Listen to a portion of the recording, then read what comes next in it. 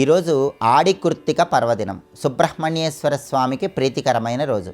ఈ సందర్భంగా సుబ్రహ్మణ్య స్వామిని ఏ విధంగా పూజిస్తే సమస్త శుభ ఫలితాలు చేకూరతాయో పరిశీలిద్దాం. ప్రధానంగా ఆషాఢమాసంలో వచ్చే కృత్తికా నక్షత్రం రోజు తమిళనాడులో ప్రసిద్ధ సుబ్రహ్మణ్య క్షేత్రాలలో ఆడికృత్తిక అనే పేరుతో సుబ్రహ్మణ్యేశ్వర స్వామికి ప్రత్యేకమైన ఉత్సవాలు నిర్వహిస్తారు. అందుకే తమిళనాడులో ప్రసిద్ధ సుబ్రహ్మణ్య క్షేత్రమైనటువంటి తిరుత్తని క్షేత్రంలో స్వామివారికి అభిషేకాలు నిర్వహించి పుష్పాలతో నూతన వస్త్రాలతో స్వామివారికి అలంకరణలు చేసి సాయంత్రం తెప్పోత్సవాన్ని కూడా నిర్వహిస్తారు.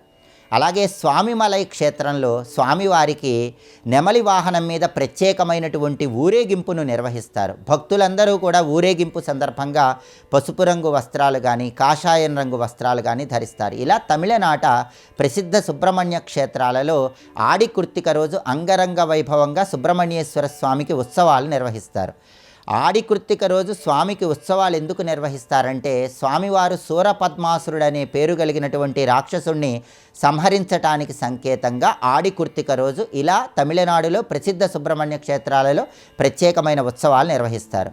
ఆడికృత్తిక అంటేనే సుబ్రహ్మణ్యేశ్వర స్వామికి కావడి మొక్కులు సమర్పించుకోవాల్సిన రోజుగా ప్రామాణిక గ్రంథాలన్నీ తెలియజేస్తున్నాయి. అందుకే సుబ్రహ్మణ్య ఆలయంలో భక్తులందరూ కావడి మోసుకుంటూ వెళ్ళి స్వామివారికి కావడి మొక్కులు సమర్పిస్తారు.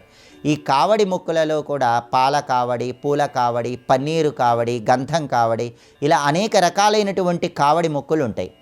భక్తులు తమ మనోభీష్టాలు నెరవేరినప్పుడు ఏ ద్రవ్యాన్నైతే స్వామివారికి సమర్పిస్తామని మొక్కుకుంటారో ఆ ద్రవ్యాలను కావడిలో ఏర్పాటు చేసుకొని విభూతి ధారణ చేసి రుద్రాక్ష మాలికలు ధరించి మురుగా శరణం అంటూ స్వామివారికి కావడి మొక్కులు చెల్లించుకుంటారు. అలా చెల్లించుకోవటం ద్వారా సుబ్రహ్మణ్యుడి సంపూర్ణమైన అనుగ్రహాన్ని పొందే రోజే ఆడికృత్తిక పర్వదినం. అలాగే కావడి మొక్కుల్లో కూడా అగ్ని కావడి మొక్కు అని ఉంటుంది. అంటే తీవ్రమైన కష్టం వచ్చినప్పుడు ఆ కష్టముని తొలగిపోయిన తర్వాత భక్తులు సుబ్రహ్మణ్యేశ్వర స్వామికి కృతజ్ఞతలు చెప్పుకోవటానికి నిప్పుల గుండం మీద నడుస్తూ కావడి మొక్కును చెల్లించుకుంటారు. దీన్ని అగ్ని కావడి మొక్కు అనే పేరుతో పిలుస్తారు. ప్రసిద్ధ సుబ్రహ్మణ్య క్షేత్రాలలో కావడి మొక్కులు చెల్లించుకునేటటువంటి పర్వదినంగా ఆడికృత్తిక పర్వదినాన్ని చెప్పుకోవచ్చు. ఆడికృత్తిక సందర్భంగా సుబ్రహ్మణ్యుడి అనుగ్రహం కలగాలంటే దగ్గరలో ఉన్నటువంటి సుబ్రహ్మణ్య స్వామి ఆలయానికి వెళ్ళి పంచామృతాలతో అభిషేకం చేయించుకోవాలి. సుబ్రహ్మణ్య ఆలయంలో ప్రదక్షిణలు చేయాలి.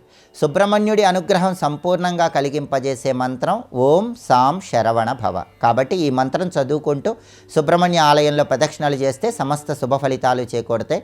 గృహంలో కూడా సుబ్రహ్మణ్య స్వామి 6 ముఖాలతో ఉన్న చిత్రపటం కానీ వేలనే ఆయుధం ధరించి ఉన్న చిత్రపటం కానీ పూజామందిరంలో ఏర్పాటు చేసుకొని అక్కడ దీపాన్ని వెలిగించి సుబ్రహ్మణ్యుడికి ఎంతో ప్రీతికరమైనటువంటి ఎర్రమందార పూల మాలికను అలంకరించి ఎర్రమందార పూలతో సుబ్రహ్మణ్య స్వామిని పూజించాలి.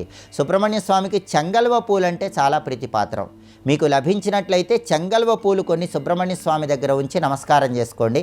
చెంగల్వ పూలు లభించని పక్షంలో ఎర్రమందార పూలతో సుబ్రహ్మణ్యుని పూజించి కందిపప్పుతో చేసిన పదార్థాలు కానీ దానిమ్మ పండు గింజలు కానీ నైవేద్యంగా సమర్పించి ప్రసాదంగా స్వీకరిస్తే సుబ్రహ్మణ్యుడి అనుగ్రహం కలుగుతుంది. సుబ్రహ్మణ్యుడి అనుగ్రహం ద్వారా కాలసర్పదోషాలు, కుజదోషాలు, రాహుకేతు దోషాలు తొలగింపజేసుకోవటానికి, రుణబాధల నుంచి బయటపడటానికి, భూలాభాన్ని సిద్ధింపజేసుకోవటానికి ఆడికృత్తిక సందర్భంగా ఈ ప్రత్యేకమైన విధి విధానాలు పాటించాలి. దీనివల్ల సుబ్రహ్మణ్యుడి సంపూర్ణమైన అనుగ్రహానికి ప్రతి ఒక్కరూ సులభంగా పాత్రులు కావచ్చు.